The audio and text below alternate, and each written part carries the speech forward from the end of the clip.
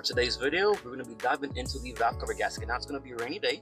It should start raining in about 2 hours or 3 hours. So I'm going to see if I can get the valve covers off, cover the engine up, get those cleaned up, and then get back into the gist of it. So we're going to start the job pretty much. I'm going to take this off right here. Oh, is it? I think this camera's a little bit funky. Anyways, so we're going to get the valve covers off, or the beauty cover off. Then we're going to start putting some of the stuff off. I need to go get a marker so I can mark this so I don't misplace anything. A lot of dust. I have a lot of dust. Sorry for you guys. The compressor that I'm using is so loud and it never stops. So you're gonna have to listen to that for the next 25-15 minutes. From what I've done, from the research that I've done and watching videos, you do have to like blow this out loud because you don't want none of that dirt jumping down into the valve cover or into the, you know, the valve head or all that. All right, I did pause for a little while. I'm actually pretty far down. Trying to find out the clicks are so bad, but I'm going to have to get the coil packs like a completely different time. We're just trying to do the valve cover to stop the oil leak. Yeah, that heat cycling thing is no joke, man. So I'm gonna have to try to do this with the coil pack still attached because I want to pull them off and try to like break in with the clips. So I don't know how I'm gonna get her done. Just need a space to get off this one right here. Pretty much have them all off. I'm trying to do it without, you know, breaking anything. This one should be easy to come off, no? Like breaking this one out, doesn't look like it. And I don't have a tall 17. That's an issue. If I had a tall 17, it would be easier.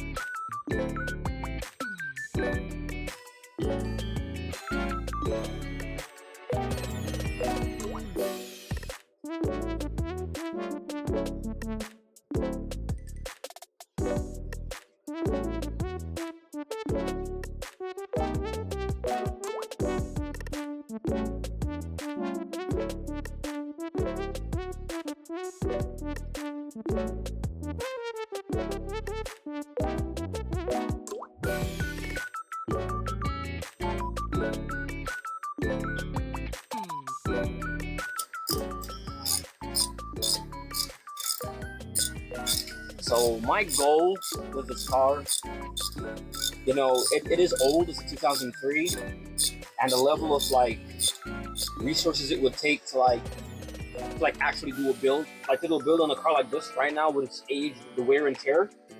I mean, it's like for Mercedes, 150,000 miles. It's high mileage for Mercedes at 150,000 miles. It's still low mileage compared to some of the cars, you know, that are newer than it with like almost the same amount of mileage. So to do a build on this, the level of financial resources that it would take, because I would want to do like a full engine engine build on there. Not necessarily an engine build, but like get the engine back almost back up to spec from what it was new. So right here is where a swivel head would be perfect, or shorter, like the one that I had that almost bent my old pan with, would be handy. But yeah, it's a lot, because then I want to do engine internals, because it doesn't have any forged internals. It's just cast iron. But then I'll just have to be satisfied with just a look, you know, just that it looks nice and sound nice. And that would be as deep as I could go to this car, honestly speaking. Let's get some tires. We need this to move out of the way. This one.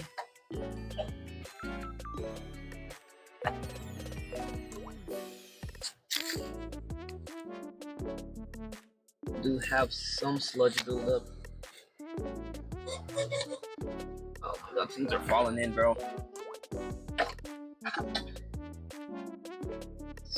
Oh yeah, it's a lot of sludge buildup on this. Just to cover it for now. It isn't the best thing to use, but I don't want to like play around with the plastic too much right now, especially with the wind blowing. I just want to cover it while we get this gasket on and kind of clean it off. We're just gonna catch a couple of these bolts down here. I'm gonna loosen them. Makes it a little bit easier. So when I did go to the U-Pullet, I lost the 8 in the bottom of the bag and I couldn't find it. So somebody actually helped me to get the valve cover off, because I went there and I got there at like 4 o'clock and they closed at like 4:30. So I was like rushing and I couldn't find the bolt because I was rushing, and it was just like a whole fiasco. So I look like I'm at to pull the coil packs off before to make it easier for myself, because I don't want to take off. I don't want to take off that the gas line, which is up here. I don't want to take that off, so I'm gonna have to pull the coil packs off to make it easier for myself. This should be a T27. It should be a T27.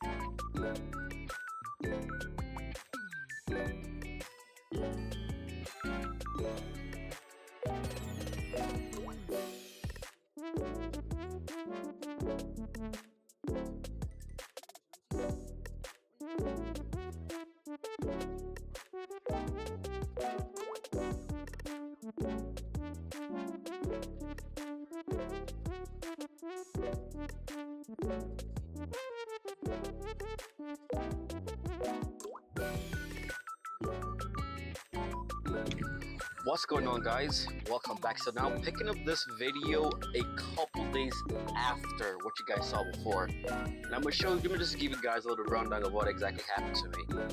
So the rain was falling, so I decided to run inside and finish just this part of the job because I had everything cleaned off. I was like, okay, let me get the RTV on, and then I'm gonna wait until the rain stopped, and then this disaster occurred.